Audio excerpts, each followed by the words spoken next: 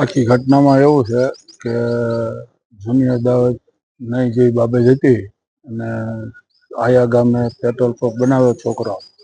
તો સાંજના ટાઈમે ઘરે જતો અને જે સામેના શખ્સ છે એમને હેરું રાખી અને બધી મંડળી બનાવી અને સામે ઘરે જતા સામે બોલેરો કાર લઈ અને ગાડી ભટકાડી અને એ 6 લોકો ઉતરી ગયા.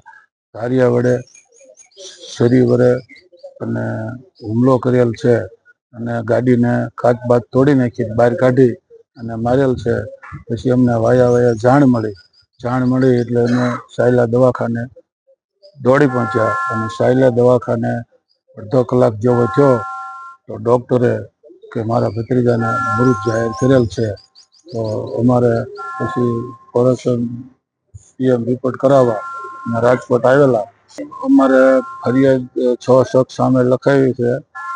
વિજય કલા રૂદાટલા, પછી જાદવભાઈ ખોડાભાઈ રૂદાટલા, પછી કાળુ બચ્ચુ રૂદાટલા, પછી ગોવિંદ કલા રૂદાટલા, પછી ગોપાલ ગેલા રૂદાટલા અને શેલા સામત રૂદાટલા 100 શખ્સોએ થઈ અને છોકરા માટે હુમલો કરેલો એટલે છોકરો મરણ પામેલ છે.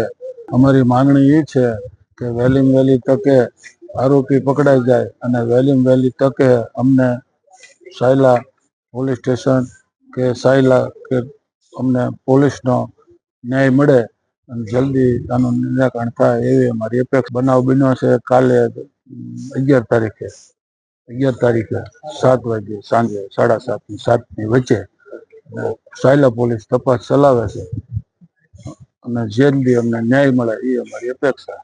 સાંજ સમાચાર ફેસબુક પેજને લાઇક કરો, વિડીયો શેર કરો અને વધુ વિગતવાર સમાચાર માટે sanssamachar.net વિઝિટ કરો.